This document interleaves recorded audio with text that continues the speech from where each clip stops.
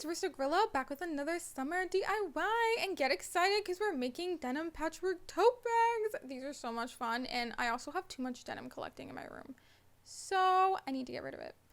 And for this I used a 15 by 15 inch pattern, which I made by myself. And you can easily make on a plain piece of paper. And right now I'm taking out all of my denim because it's so much fun to look at. Like, look at all the colors. And again, like, I have so much denim, like too much. Then I went through and color coded them because I kind of wanted my denim bag to be a certain like color theme.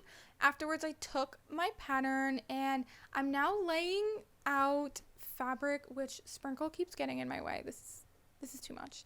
And basically what I'm doing is laying out the fabric over the pattern to see kind of like what kind of design I want to create.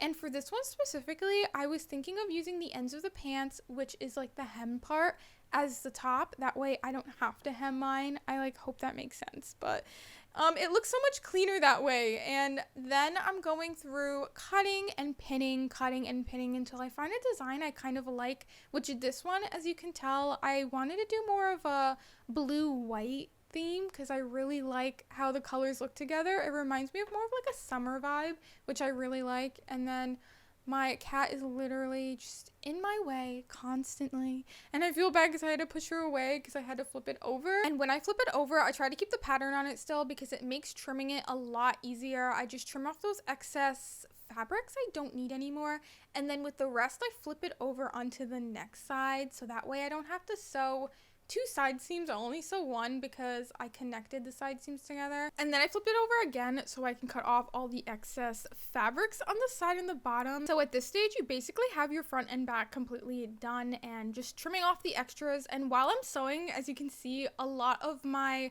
sewing marks already exist because I like to cut my patterns in a way where I can just sew on top of the already existing sewing lines. Now I'm going to be pinning my side seams, and I like to pin mine on the front because I want it to fray and look like it's part of the bag.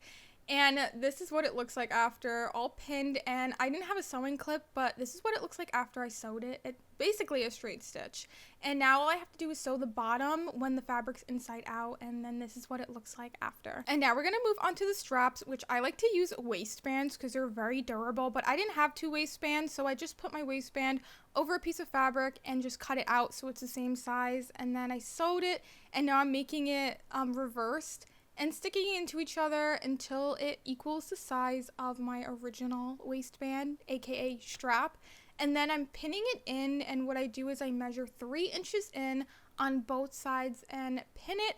And I also like to collect tags because I have another DIY project coming up that I can't wait to do. Now that I'm done at pinning it, I'm gonna go sew it, and I usually do X's in a square, and if there's a button in the way, I just sew around it so that way it's really strong. And now the bags are all done, and I also sewed a second one. The first one, obviously the one that I showed sewing, is really cute. It's got a lot of rips in it and multiple pockets, and I absolutely love the color. The blue and white is such like a summery vibe to me, and on this side I have more pockets and buttons. If you like this bag and the other one I show, they're both sold on my cargo shop, so definitely go check it out with other reworked items. This is the second bag I made, which I love. Literally, the brown in it is the shorts I'm wearing right now. And if you want a DIY video on this bag too, I can definitely post it. Let me know. And this one I also included lots of pockets, and I also included some more details with the waistband on the side. And this one I also did include a lining on the inside, which I didn't show for the other one. So if you want a video, let me know. Definitely comment down below which is your favorite bag, the white and blue one or the brown and blue one, and like and follow me for your support on my page. I really appreciate it,